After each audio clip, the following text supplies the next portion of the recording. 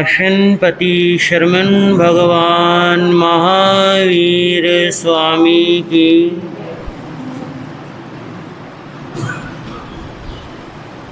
ये माना ये जीवन तुमको मिला है, ये माना ये जीवन तुमको मिला है, मगर ये न सोचा मिला किस लिए है, मगर ये न सोच मिला किस लिए है। ये चोला बड़ा ही है अनमोला, ये चोला बड़ा ही है अनमोला, मगर ये न सोचा मिला किस लिए है, मगर ये न सोचा मिला किस लिए। ये माना ये जीवन तुमको मिला है, ये माना ये जीवन तुमको मिला है, मगर ये न सोचा मिला किस लिए है, मगर ये न सोचा मिला किस लिए। न खुद को पहचाना न मंजिल को जाना, न खुद को पहचाना न मंजिल को संभलना न जाना, बदलना न जाना, संभलना न जाना।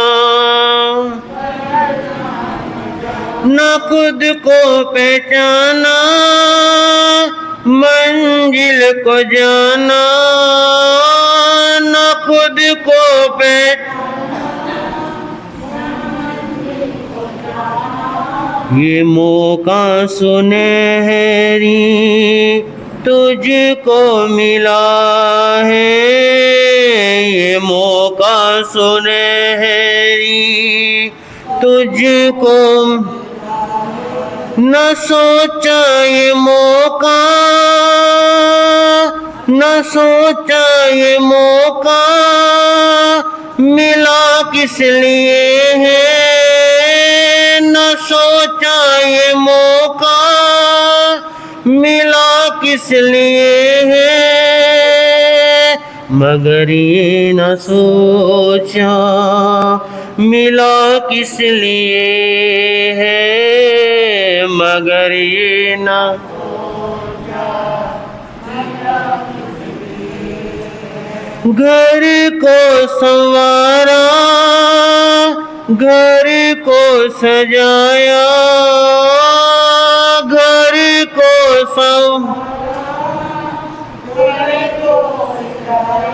घर वाला लेकिन नजर भी न आया, घर वाला लेकिन नजर भी न। जिस दीपक से था घर में उजाला, जिस दीपक से था घर में उजाला, न सोचा ये दीपक जला किस लिए है, न सोचा ये दीपक जला किस लिए है। ये माना ये जीवन तुमको मिला है, ये माना ये जीवन मगर ये न सोचा मिला किस लिए है, मगर ये न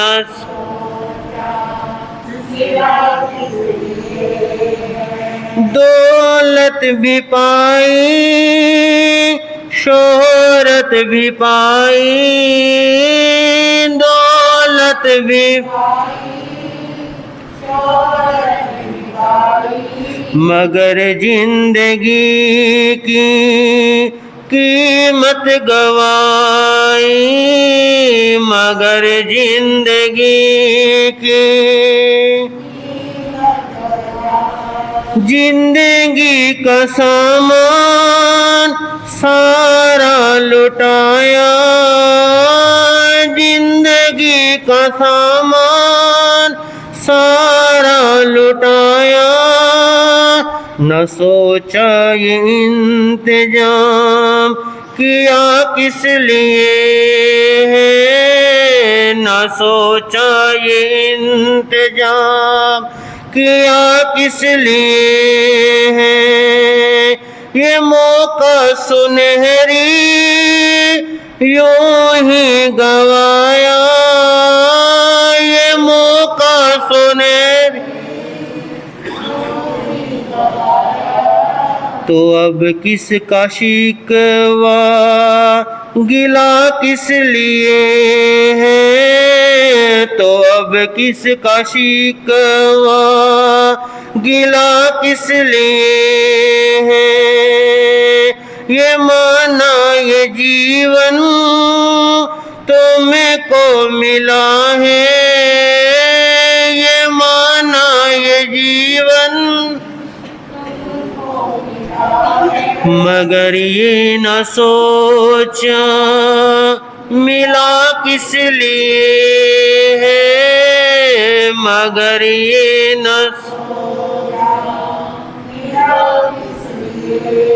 ये चोला बड़ा ही है अनमोला ये चोला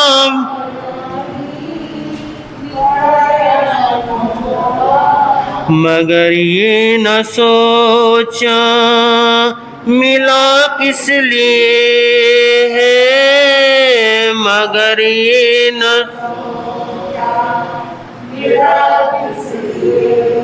ये माना ये जीवन तुमको मिला है ये माना ये मगर ये न सोचा मिला किस लिए है मगर ये न करोगे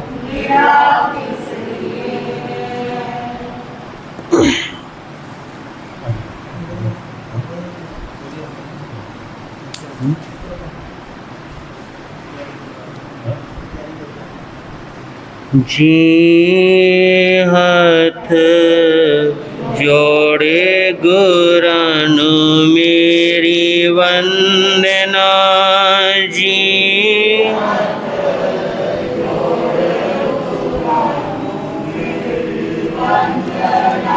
एक बार वंदना हजार बार वंदना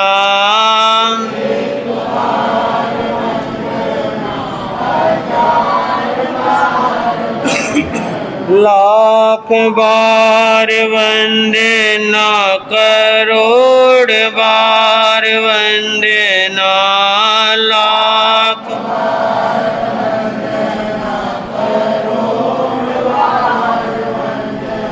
जी हाथ जोड़े गुरानु मेरी वंदना जी हाथ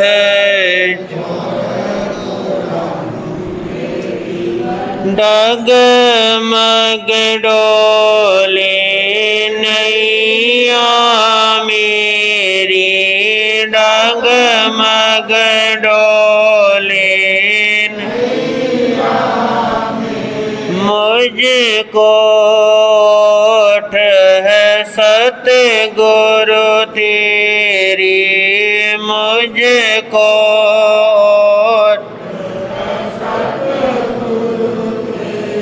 जी असां भवसागर पार लंघना जी असां जी हथ जोड़े गुरानु मेरी वंदना जी हथ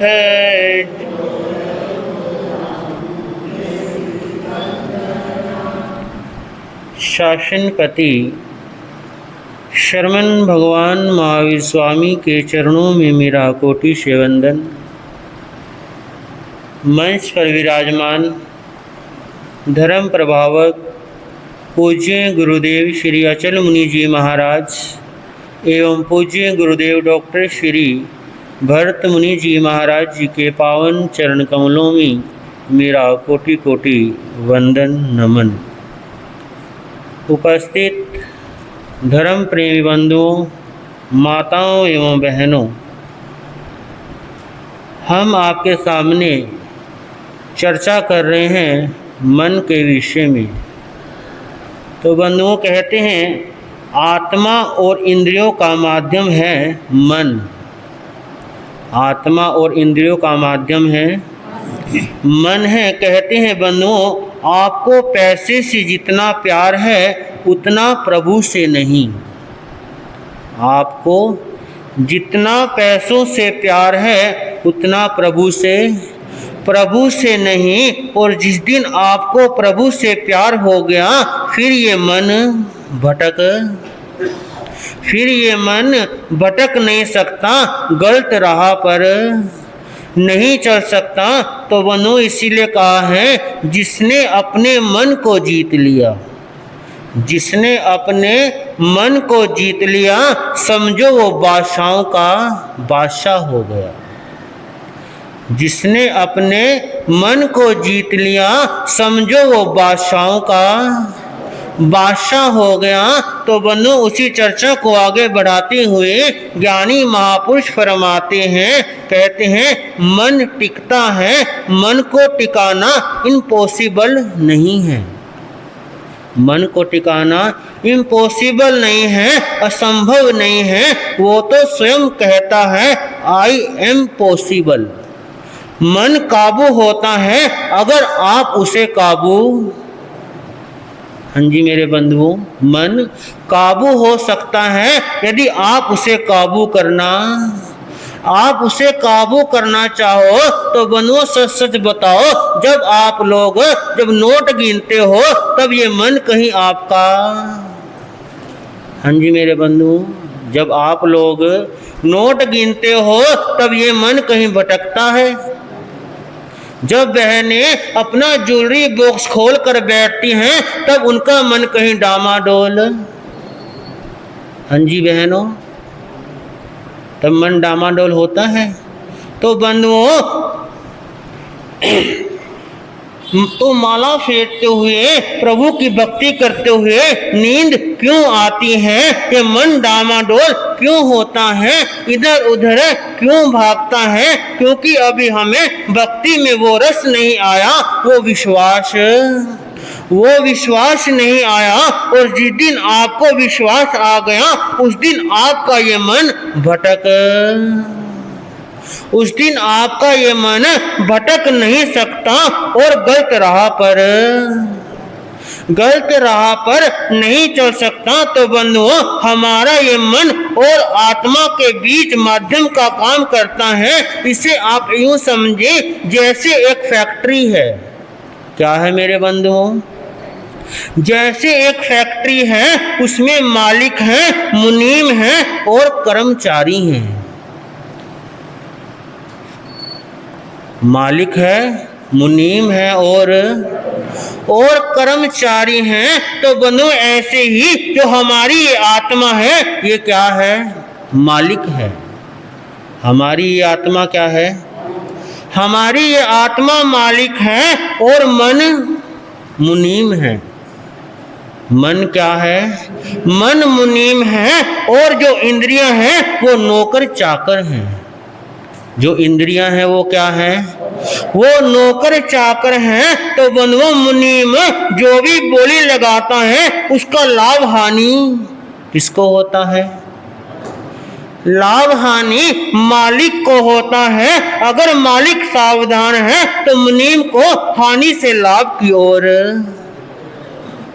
मुनीम को हाँ लाभ की ओर लगा सकता है। तो बनो ये मन मुनीम अच्छाइयों और बुराइयों की क्या लगाता है? बोलियां लगाता है। अगर आत्मा रूपी मालिक सावधान है तो वो उसे बुराई से हटाकर अच्छाई की तरफ, बुराई से हटाकर अच्छाई की तरफ लगा सकता है। बंधुओं जिसका आत्मा रूपी मालिक जागृत है वो संत है और जिसकी आत्मा सोई हुई है वो संसारी है। जिसकी आत्मा सोई हुई है वो कौन है? वो संसारी है। तो बंधुओं कहते हैं एक बार एक राजा सुबह सुबह घोड़े पर सवार होकर जा रहा था तो रास्ते में देखा कंकरियों पत्थरों पर ढेर पर एक सन्यासी बैठा है जो अभी अभी सोकर उठा है। और राजा ने सोचा ये बेचारा कंकरियों पे सो रहा है और इसके मन में ख्याल आता होगा कि अब की फंसी छूटेंगे और बैठे मिट्टी, अब की फंसी छूटेंगे और बैठे मिट्टी कूटेंगे। यानी कि ये भी सोचता है कि जिंदगी में खामखा का क्या ले लिया, खामखा का पंगा ले लिया। अब तो सन्यासी बन गए लेकिन जिंदगी में सन्यासी बनने का नाम, हाँ जी मेरे बंधुओं, जिंदगी में सन्यासी बनने का नाम नहीं लेंगे। तो बंधुओं फिर अपना ख्याल आया अरे मेरे यहाँ पर तो नरम नरम क्या है मेरे बंधुओं, मेरे यहाँ पर तो नरम नरम गद्दे हैं, नौकर चाकर हैं और सुख के सारे क्या है मेरे बंधुओं, सुख के सारे साधन हैं। और कहाँ ये और कहाँ मैं? तो बंधुओं पहले जो दया जागी थी उसका स्थान अब अहंकार ने ले लिया। उसका स्थान किसने ले लिया? अब अहंकार ने ले लिया। और राजा ने बड़ा इतराकर पूछा महाराज कहो कैसी बीती? राजा ने क्या कहा कि महाराज कहो कैसी बीती? तो बनो कहते हैं वो भी बड़े फकीर थे। कहने लगे राजन कुछ तेरे जैसी गुजरी और कुछ तेरे से, क्या कहा फकीर ने कि राजन कुछ तेरे जैसी गुजरी और कुछ तेरे से अच्छी गुजरी। क्या कहा मेरे बंधुओं कि कुछ तेरे जैसी गुजरी और कुछ तेरे से अच्छी गुजरी। जब राजा ने सुना तो कहा ये कैसे? तो फकीर ने कहा कि सुन राजन तेरे जैसी तो यूं बीती कि जब तुझे नींद आई तो तुझे पता नहीं तू कहाँ, जब तुझे नींद आई तो तुझे पता नहीं तू कहाँ पर पड़ा है। और मुझे नींद आई तो मुझे पता नहीं कि मैं कहाँ पड़ा हूँ, गद्दों पे या कंकर पत्थरों पर। ये तो हुई तेरे जैसी, ये हुई तेरे जैसी। और अब तेरे से बढ़िया कैसी बीती वो भी क्या कर ले? हाँ जी मेरे बंधुओं वो भी क्या कर ले? वो भी सुन। कहते हैं तू जागा तो तेरे साथ दुनिया की चिंता जागी। फकीर ने क्या कहा मेरे बंधुओं कि तू जागा तो तेरे साथ दुनिया की चिंता जागी कि उसे सजा देनी है, उसे फांसी पे लटकाना है, शत्रु पर क्या करनी है? शत्रु पर चढ़ाई करनी है। और जब मैं जागा तो मेरे साथ प्रभु का क्या जागा मेरे बंधुओं? जब मैं जागा तो मेरे साथ प्रभु का चिंतन जागा। क्या जागा मेरे बंधुओं? चिंतन जागा। तो बंधुओं जब राजा ने सोचा और कहने लगे ये तो रट्टी रटाई बातें बोल रहा है, और कहने लगे चलो महाराज मैं आपको अपने महलों में, राजा क्या कहने लगा कि चलो महाराज, मैं आपको अपने महलों में ले चलता हूँ, वहां पर आपकी खूब क्या होगी, वहां पर आपकी खूब सेवा होगी। तो बंधुओं संत वो पहुंचे हुए थे और सोचा इसी राजा को नशा है अपनी सत्ता का, इसे नशा है अपनी सत्ता का और राजा होगा अपने घर का। फकीर ने क्या कहा कि राजा होगा अपने घर का और मैंने राजा से लेना नहीं और रंग को पल्ले से कुछ। तो बंधुओं कहने लगे राजन, तू मेरी क्या सेवा करेगा, तू तो मेरे नौकरों का क्या है मेरे बंधुओं, तू तो मेरे नौकरों का नौकर है। फकीर राजा से क्या कह रहे हैं कि तू तो मेरे नौकरों का क्या है, नौकर है। तो बंधुओं कहते हैं ये बात वही कह सकता है जिसने अपने किसको जीत लिया मेरे बंधुओं, जिसने अपने मन को जीत लिया, जिसने अपनी इंद्रियों को जीत लिया, जिसने अपने चारों कुशायों को जीत लिया, वही ये बात कह सकता है। तो फकीर ने कहा राजा ने, तू मेरी क्या सेवा करेगा, तू तो मेरे नौकरों का, तू तो मेरे नौकरों का नौकर है। तो बंधुओं जब राजा ने ये सुना तो उस राजा को बड़ी क्या लगी, उस राजा को बड़ी चोट लगी और कहने लगे महाराज आपको पता नहीं कि आप किससे क्या कर रहे हो, आप किससे बात कर रहे हो। तो ये सुनकर संत थोड़ा मुस्कुराए और कहने लगे राजा ने, तू मन और इंद्रियों का बंधा है। राजन तू मन और इंद्रियों का क्या है, इंद्रियों का बंधा है, उनका गुलाम है, उनका क्या है, उनका गुलाम है। और वो मेरे क्या है मेरे बंधुओं, वो मेरे गुलाम है। इसलिए राजन मैंने तुझमें कहा कि तू मेरे नौकरों का क्या है, तू मेरे नौकरों का नौकर है। तो बंधु ये सुनकर वह राजा उस फकीर के चरणों में क्या हो गया, उस फकीर के चरणों में झुक गया। तो बंधु कहने का मतलब ये है कि जिसने अपने मन को जीत लिया समझो वो बादशाह को क्या हो गया, बादशाह हो गया। तो आगे की चर्चा फिर करेंगे और परम पूज्य गुरुदेव अपनी अमृत वाणी बरसाएंगे। बोलिए शांति नाथ भगवान की। भगवन तेरी आराधना मेरी जिंदगी की शान हो, मुझे कहीं वरदान दो, मेरी आत्मा बलवान हो,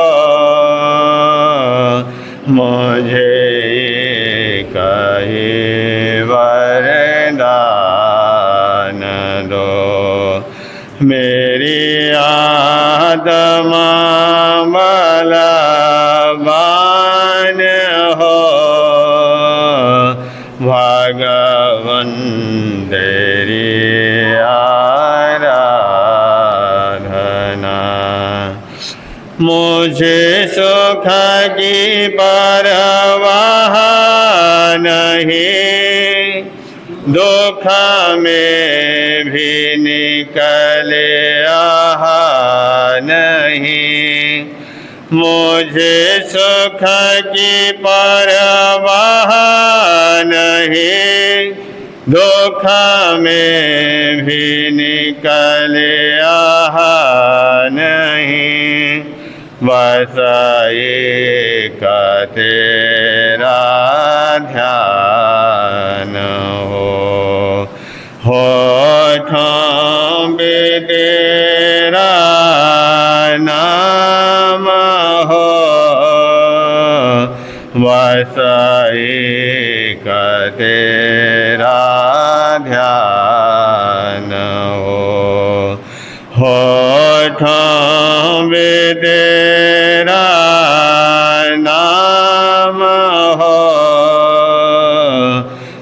भगवन तेरी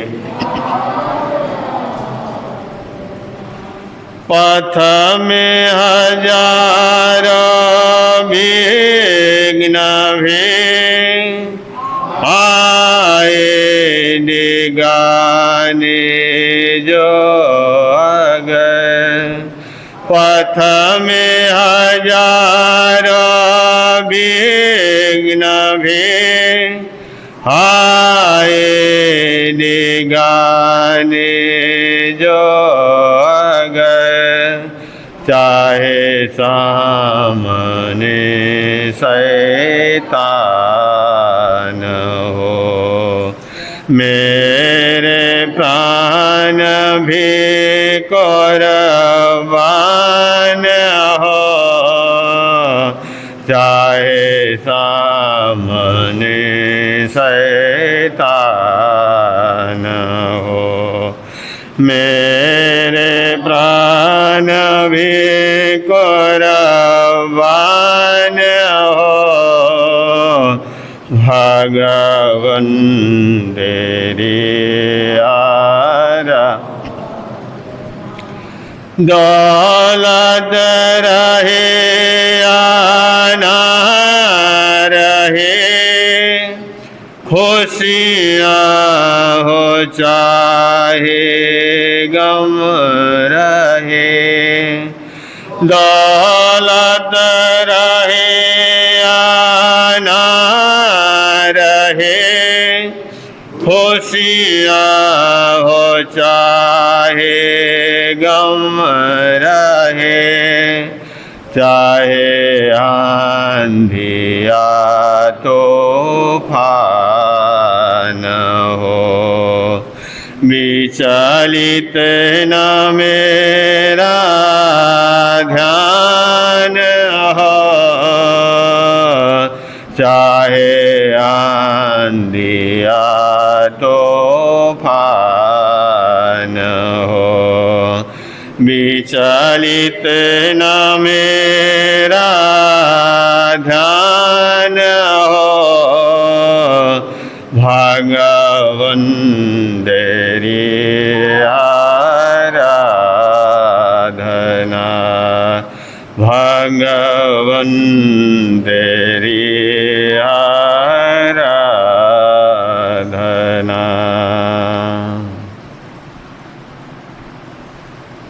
परम पिता परमात्मा क्षमा और शांति के देवता शरवण भगवान महावीर स्वामी आराध्य गुरुदेवों के पावन चरण कमल में सशत वंदन करने के पश्चात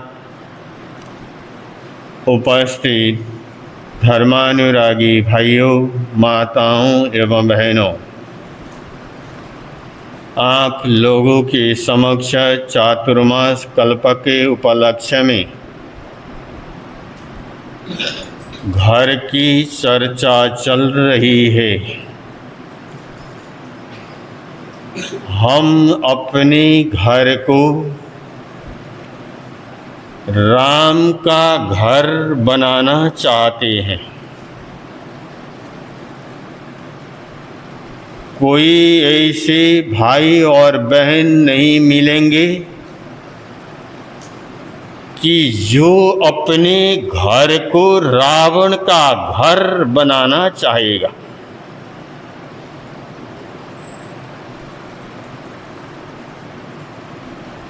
लेकिन जिंदगी में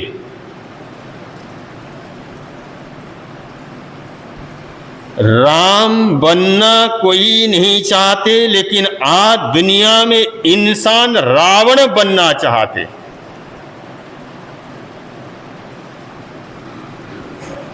हम जम्मू में गए, कुछ बच्चे मेरे पास में आए। मैंने एक बच्चे से पूछा, वो छोटा भी नहीं, 14-15 साल का था।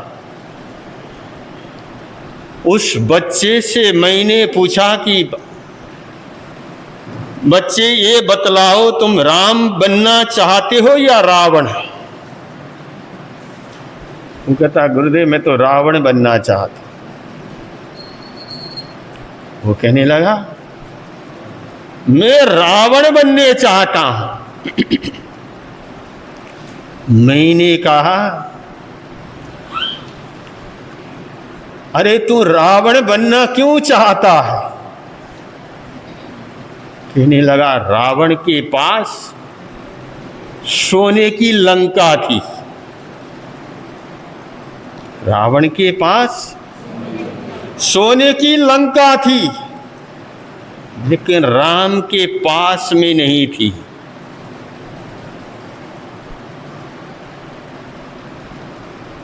अब देखिए आज का जो इंसान है, क्योंकि जिस इंसान को राम और रावण का ज्ञान नहीं है, राम और रावण का क्या जीवन है, कैसा जीवन है, उसको क्या है मालूम नहीं। जिस इंसान को रावण और राम के जीवन का ज्ञान नहीं होगा, वो आदमी बाहर को देखता है लेकिन अंदर को क्या करता है, देखता नहीं है। क्योंकि बाहर मकान सुंदर है किसका? रावण का। परिवार बड़ा है किसका? बतलाना नादोन वालों, परिवार बड़ा किसका है? रावण का। रावण का परिवार कितना बड़ा था? 1,00,000 पुत्र और 1,25,000 नाती। ते रावण दे घर दिया न बाती। अब बतलाना नादोन वालों, आपका नादोन की जनसंख्या कितनी है? क्यों जी मोहित जी? हाँ जी 30,000। 30,000। अब देखिए आपके नादोन की जनसंख्या 30,000 और उस रावण का अकेले का परिवार आपके नादोन से 3 गुना तो क्या था? 3 गुना, 4 समझ लो। 3 गुना भी नहीं, 4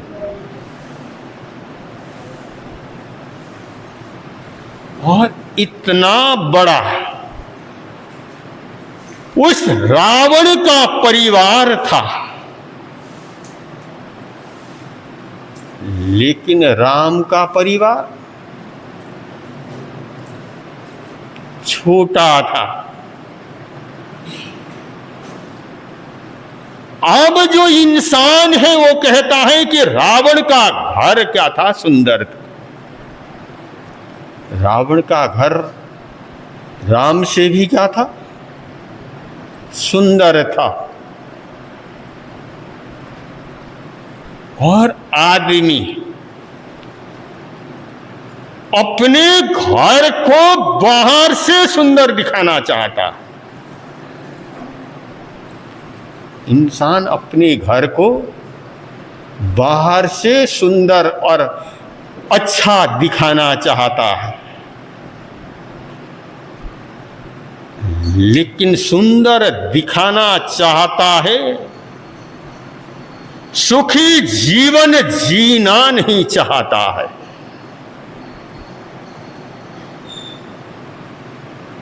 सुंदर में और सुखी में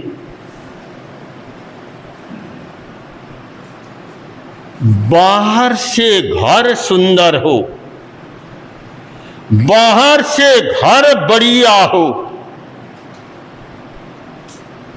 आपको दिखने में तो लगेगा ये घर बहुत क्या है, सुंदर है, बहुत अच्छा है।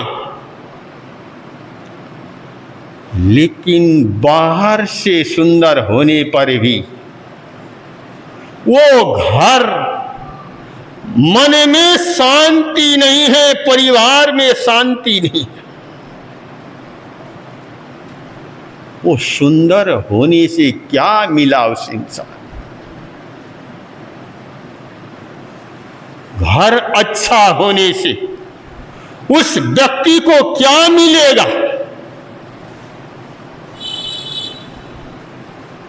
और हमें घर को बाहर से सुंदर नहीं बनाना है। अगर आपके घर में ग्रेनाइट के पत्थर नहीं लगे हो, आपके मन में शांति होगी, सुख होगा, तो झोपड़ी में रहोगे तो भी आपको अपार शांति और सुख क्या करेगा, मिलेगा। कैसे सुख मिलेगा आपको बतला दूं। आप लोगों ने बहुत बार पढ़ा होगा, सुना होगा, जो पुनिया श्रावक था, उस पुनिया श्रावक का घर कैसा था? कोई ग्रेनाइट के पत्थर लगे हुए थे, कोई बहुत सुंदर था, एक सामान्य छोटा सा घर, गोबर से लिपा हुआ वो घर, लेकिन ऐसे घर में वो रहता था, फिर भी वो महलों का सुख क्या करता था, प्राप्त करता था।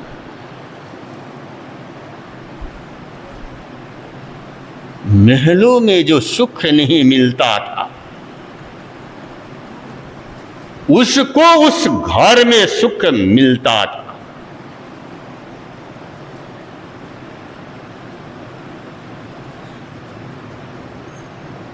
और राजगृह का वो सम्राट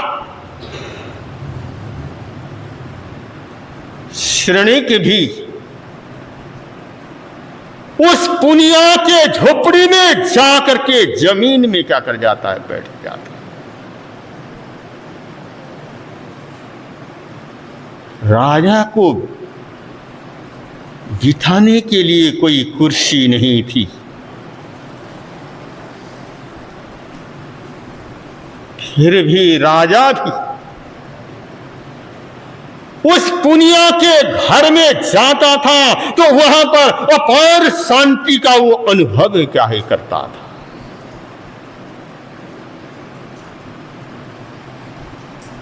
अब उसके घर में, उसके परिवार में क्या था और राम के घर में क्या था, जो हम अपने घर को राम का घर बनाना चाहते हैं। कल मैंने बतलाया था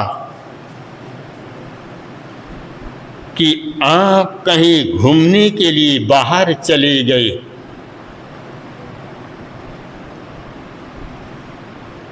कहीं देवियों के मंदिर में कहीं दर्शन करने के लिए चले गए और वहां पर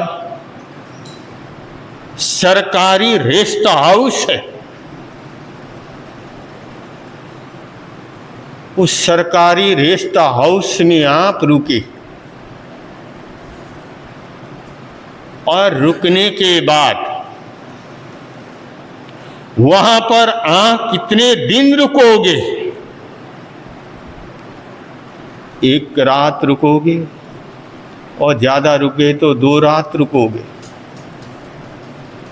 फिर 2 रात के बाद आपको क्या याद आएगा?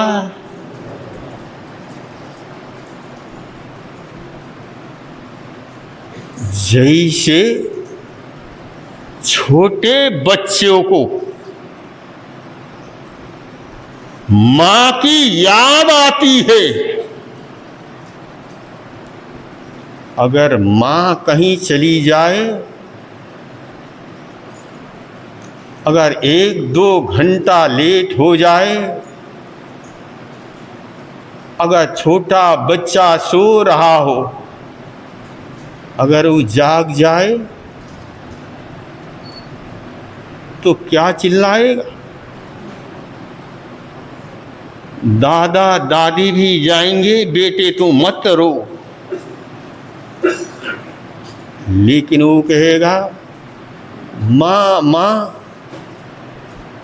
वो छोटा बच्चा वो जैसे अपनी माँ को क्या करता है? याद करता है। और ऐसे ही आप जब होटल में जाते हो या धर्मशाला में जाते हो या ससुराल में जाते हो, तो 2-3 दिन के बाद आपको क्या याद आएगा? आपको अपना ही घर नादौन क्या करेगा? याद आएगा। लेकिन घर कौन सा? घर तो आपने अभी सुन लिया। होटल भी कितना सुंदर बना हुआ होता है, धर्मशाला भी कितना सुंदर बना हुआ होता है। आप लोग तो राजस्थान में, गुजरात में गए और पालीताना में गए और वहां पर देखा एक एक धर्मशाला कितनी आलीशान क्या है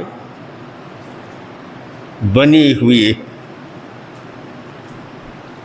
लेकिन इतने सुंदर बनने पर भी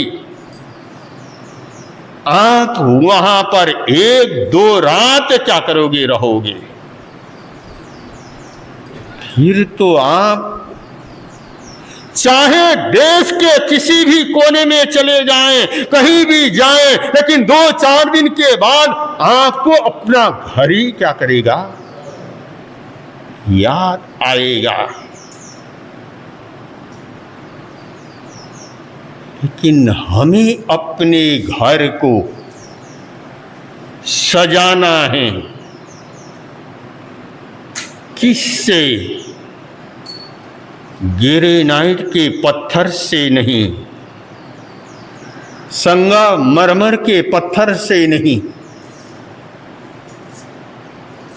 एक बच्चे से पूछा कि संगमरमर किसे कहते हैं? वो बच्चा कहता है जो साथ साथ में मर जाता है उसको संगमरमर कहते हैं।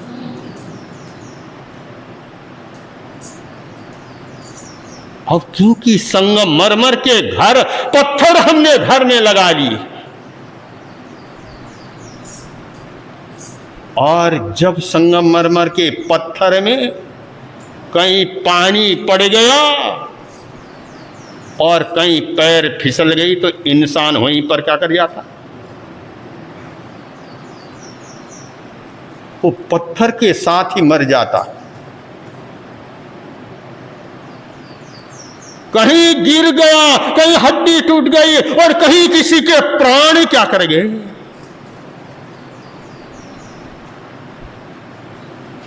लेकिन अगर पहले मकान कच्चे होते थे, वहां पर गिर जाए तो भी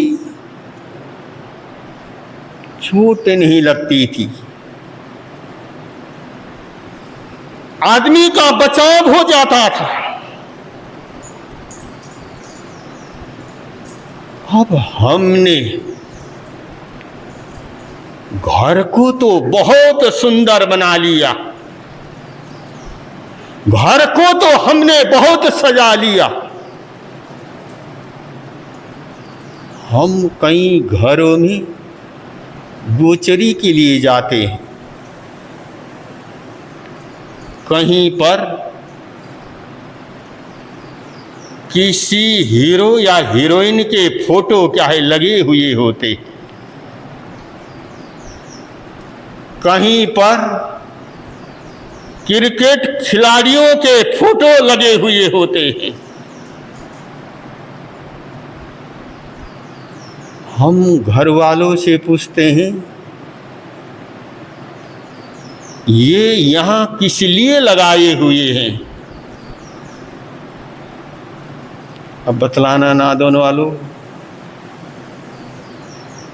आप क्या कहोगे? महाराज ये घर को सजाने के लिए,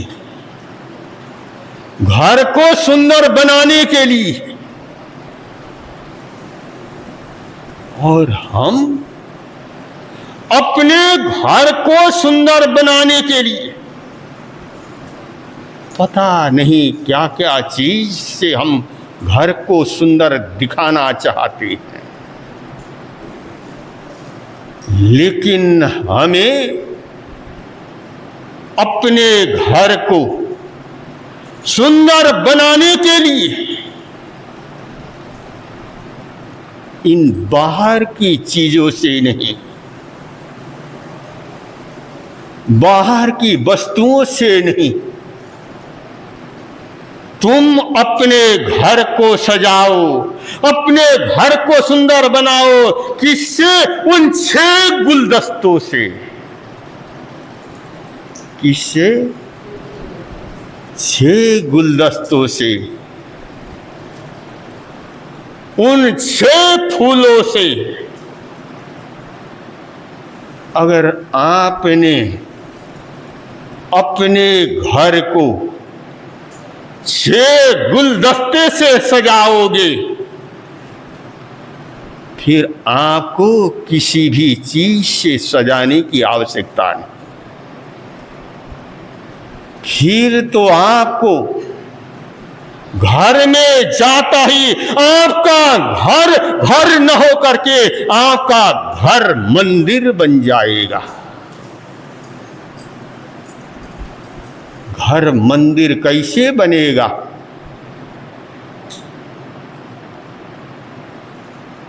आप लोग कहते हो नहीं महाराज,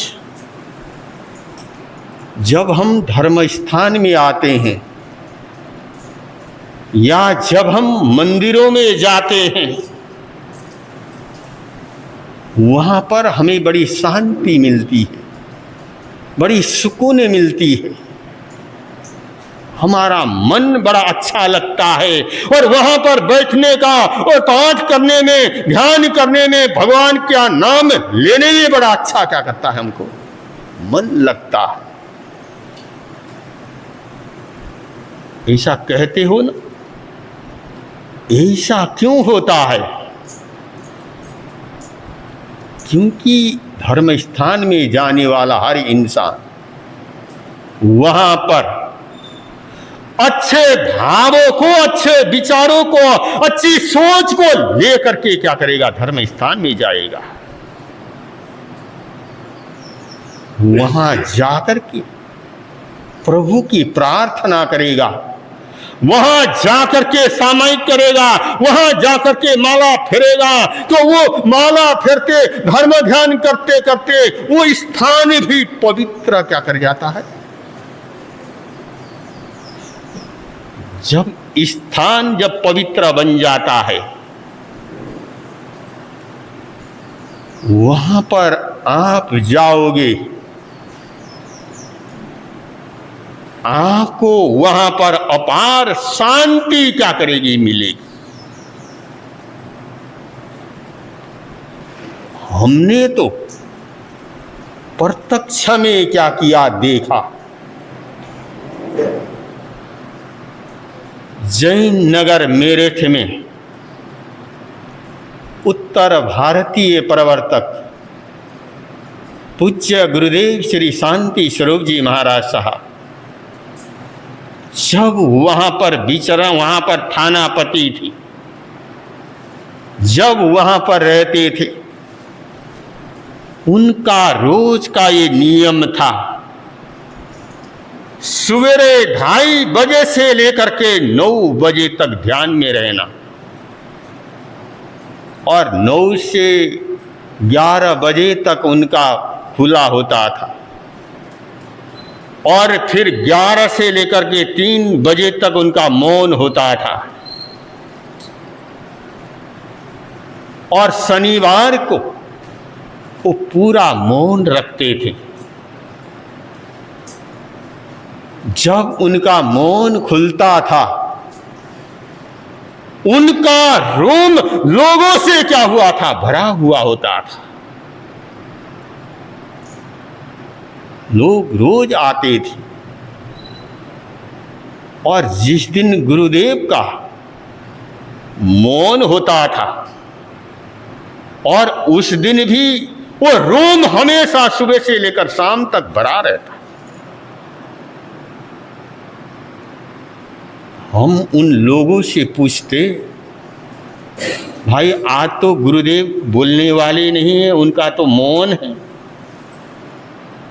फिर आप यहाँ पर आकर के कोई 2 घंटा बैठता है, कोई 3 घंटा बैठता है, कोई 4 घंटा बैठता। भाई गुरुदेव बोलते नहीं, तुम यहां पर बैठे रहते हो, तुम बैठने से तुमको क्या मिलता है? वो कहते, गुरुदेव हमको इतनी शांति मिलती है, इतना आनंद मिलता है, जो आनंद घर में नहीं मिलता, जो आनंद दुकान में नहीं मिलता, जो आनंद पहाड़ों में नहीं मिलता, वो आनंद गुरु चरणों में क्या कर जाता है, मिल जाता है। ऐसा आनंद मिलता है,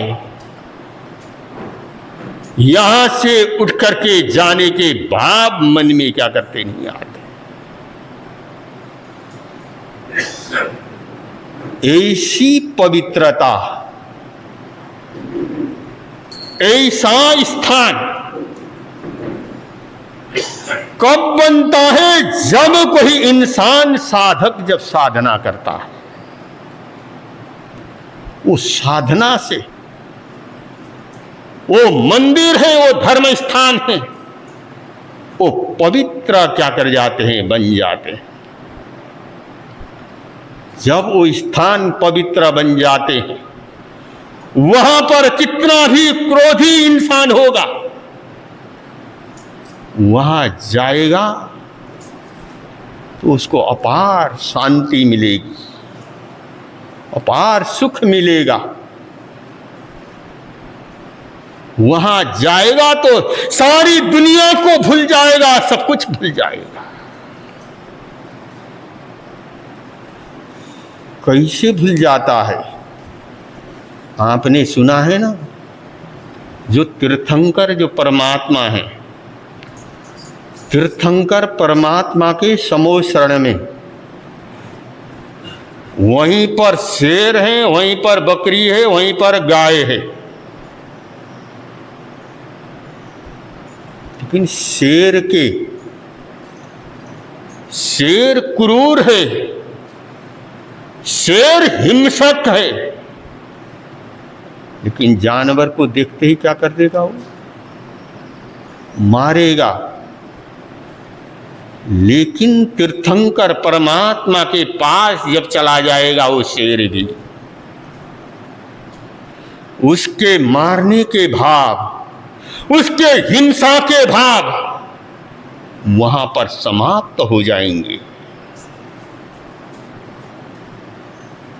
यह साधना का प्रभाव, यह त्याग तप का प्रभाव।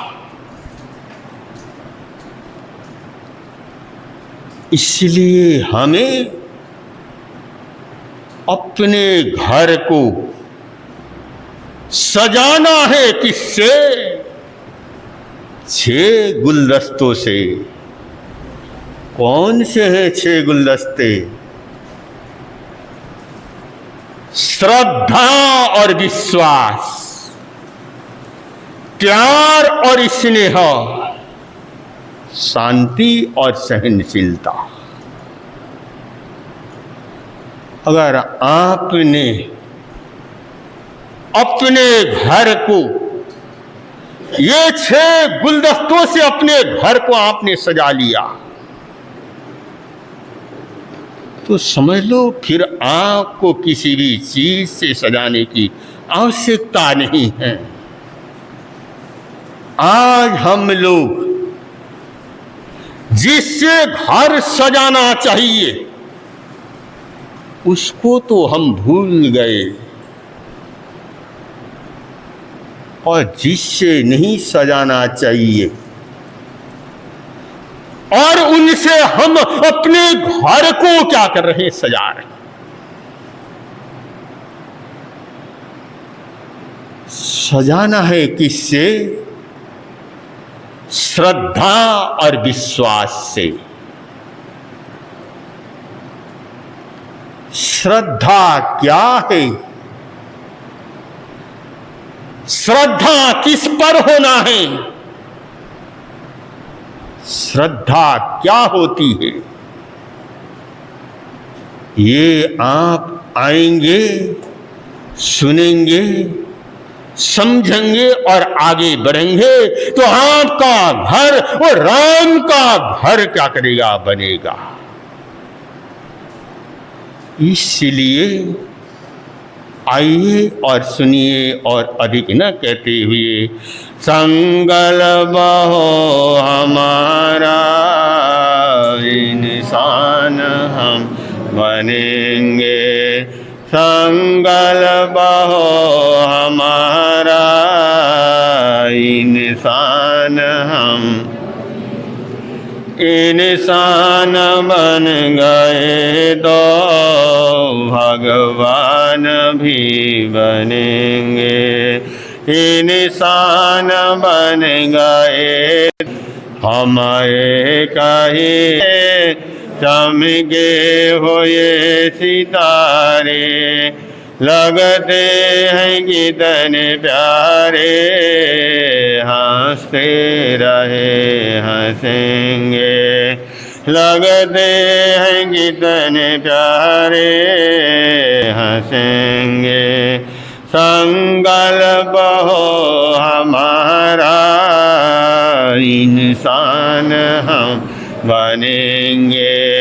संकल्प हो हमारा इंसान हम हो। गीता कुरान आगम गुरु ग्रंथ त्रिविधा हो। गीता कुरान आगम गुरु ग्रंथ त्रिविधा, इंसानियत की गाथा हम प्रेम से भरे। संकल्प इंसान हम बनेंगे। संकल्प हो हमारा इंसान। जवान हो चाहे बुजुर्ग हो, कोई भी हो, और एकासना तो हर कोई भाई और बहन क्या है कर सकते। और इस सभा में जितने भी भाई और बहनें आई हैं, और कल सबको, चाहे नौजवान साथी हैं चाहे बहनें तो हमारी करते हैं, तो हमारे भाइयों को भी और कल क्या करना है? एकासना करना है। 108 का लक्ष्य रखना। हाँ, और 108 एकासने का लक्ष्य रखना। एक माला ज़्यादा नहीं, चलो, क्योंकि आइंबिल उपवास करना तो जोर लगता है, लेकिन एकासना करो तो 108। और साथ में और सामयिक भी क्या करेगी? होगी। हाँ, वो तो मैं बताऊँ। मेहनत करने की जरूरत नहीं। आपको परिश्रम करने की जरूरत नहीं कि मुझे एकासना में क्या खाना बनाऊं, कैसा बनाऊं, क्या करूं। और श्री संघ ने और आप लोगों को इतना सहयोग दे दिया, जो भी एकासना करने वाले होंगे उन सभी का भोजन यही स्थानक में क्या करेगा, रहेगा। और जब समाज ने और इतना दिल खोल करके आपकी सेवा करने के तैयार है, तो हमारे और भाई और बहनों को भी कल एकासना करने के लिए क्या होना है? क्यों जी नौजवानों, जो भी यहां पर नौजवान आए हैं और जाते समय बोला ना 108 का लक्ष्य लेकर के क्या करना है, आगे बढ़ना है और सभी भाई और बहनों को, और कल क्या करना, एक टाइम भोजन करना है। जितना भी खाना पीना है वो यहीं पर आकर के क्या, चाहे जैन हो चाहे कोई भी हो, शर्मा हो न जैन हो नॉन जैन हो कोई भी हो, न्यू जैन हो, क्योंकि जो जैन है, जैन कोई जाति क्या है, नहीं है। जैन तो एक आचरण है, जहां पर अच्छा आचरण सिखाया जाता है, वही क्या है, जिसका आचरण अच्छा हो वही क्या करता है, जैन होता है। तप त्याग और कोई भी क्या है कर सकता है, अपनी आत्मा का क्या है कल्याण करना है। तो जो भी भाई बहन यहाँ पर आए हैं तो कल एकासना के अंदर जरूर क्या करेंगे, नाम लिखा करके जाएंगे। और कितने होंगे, 108 का लक्ष्य लेकर के जो आए हैं, तो जरूर यहाँ के मंत्री जी और खजांची जी को नाम लिखा करके क्या करेंगे हमारे नौजवान, और जहाँ या हमको लिखा दें, किसी को भी क्या करेंगे लिखा करके जाने का प्रयत्न करेंगे। आज इस धर्म सभा में और बहुत दूर और बड़ों से तरफ से सूचना है। बोले भगवान महावीर स्वामी की परम सर्वे परम आदरणीय धर्म बाबा शरण द्वारा गुरुदेव केशव मुनि महाराज साहब हमारे 3 के श्री चरणों में मैं रोज श्री संत की ओर से वंदन नमस्कार करके सुस्वागत बोलता हूँ। और ग्रंथावन राय से पप्पू भाई साहब और जगन्नाथ श्री जी परिवार के सभी का मैं इस सकल समाज की ओर से हार्दिक स्वागत एवं अभिनंदन करता हूँ तथा उन्हें प्रेरित करता हूँ नीचे भोजनशाला में आज तक भोजन अवश्य लेकर से पकड़ा अवश्य है। और जैसे गुरुदेव ने बताया दिया है कि कल सामूहिक प्रकाश में आए हैं गुरुदेव अनंत श्री महाराज की जन्म जयंती के वर्ष में, तो सभी से निवेदन है कि जिसको भी साथ आया ज़्यादा से ज़्यादा प्रकाशना करने का लाभ रखते हुए 108 का लक्ष्य रखते हुए में, तो उतने तो हमें करनी ही चाहिए। तो सभी से निवेदन है अपना नाम मुफ्ती मंडल और आपको लिखा दें ताकि व्यवस्था उस हिसाब से बनाई जा सके। और जब से गुरुदेव बुला रहे हैं तब से हमारे क्षेत्र में धर्म के 8 लोग हैं। गुरुदेव काफी मेहनत कर रहे हैं, हम सभी को ज्ञान लाभ देने में हम लोग ही चूक जाते हैं कि हम उतना लाभ नहीं ले पा रहे। तो हमारा सभी से निवेदन है, गुरुदेव सुबह भी प्रवचन का समय दोपहर को लेडीज के लिए और रात को युवाओं की क्लास लग रही है। उसके अलावा बर्तनी महाराज भी और छोटे महाराज भी बच्चों को पढ़ा रहे हैं। तो सभी को हमें जरूर लाभ लेना चाहिए। मैं सभी से निवेदन करूंगा कि ज़्यादा से ज़्यादा संख्या में लाभ लेने का भाव रखें। हम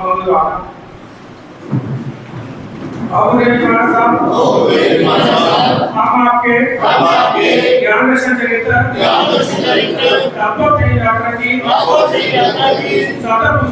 सादा पूछते हैं तथा आपके स्वास्थ्य की मंगल कामना करते हैं। हाथ जोड़कर कान मोड़कर मस्तक झुकाकर कुत्तों के पास से वंदन नमस्कार करते हैं।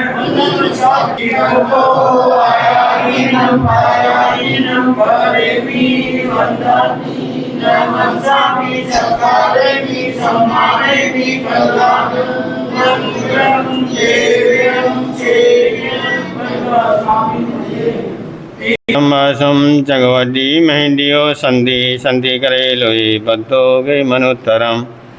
आने वाले 16 तारीख को रविवार के दिन और यहाँ पर संघ संरक्षक स्वामी श्री फूलचंद जी महाराज साहब की दीक्षा जयंती आ रही है।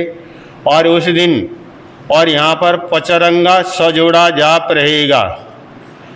और उस पचरंगे सजोड़े में पति पत्नी का जोड़ा, भाई बहन का जोड़ा, माँ बेटे का जोड़ा और यहाँ पिता पुत्री का जोड़ा, और ऐसे जोड़े सहित क्या करना है, बैठना है। तो हमारे पास ये फार्म बने हुए हैं, ये फार्म ले जा कर के यहाँ भरना है। और यहाँ पर बहनों के लिए 4 कलर हैं, हरा नीला और पचरंगे में जो जो कलर दिए हुए हैं उन कलरों का भरना है, राइट लगाना है, उसी कलर के अनुसार आना है। और भाइयों के लिए सफ़ेद ड्रेस के रूप में आना है और बहनों के लिए 4 कलर हैं। और उस दिन और पचरंगा के रूप में आप सभी को क्या बैठना है, ये फार्म ले जा कर के भरना और भर कर जोड़े से एक ही लेके जाए ना। हाँ, जोड़े में से एक, एक जोड़े में से एक ही फार्म क्या करना है, भरना है। हाँ, तो इन फार्मों को लेकर के जाने का प्रयत्न करेंगे। चैता फार्मासम चगवती महिद्यो संति संति करे लोई भक्तो गई मनुत्तरम। श्री चतारी मंगलम अरिहंता मंगलम सिद्धा मंगलम साहो मंगलम केवली पनातो धम्मो मंगलम। चतारी लघुत्तमा अरिहंता लघुत्तमा सिद्धा लघुत्तमा साहो लघुत्तमा केवली पनातो धम्मो लघुत्तमा। चदारी शरणं भोज्यामि अरिहन्ते शरणं भोज्यामि सिद्धे शरणं भोज्यामि साहो शरणं भोज्यामि केवली पनातो धम्मो शरणं भोज्यामि। ये 4 शरण दुःखहरण जगत में और न शरण कोई होगा। जो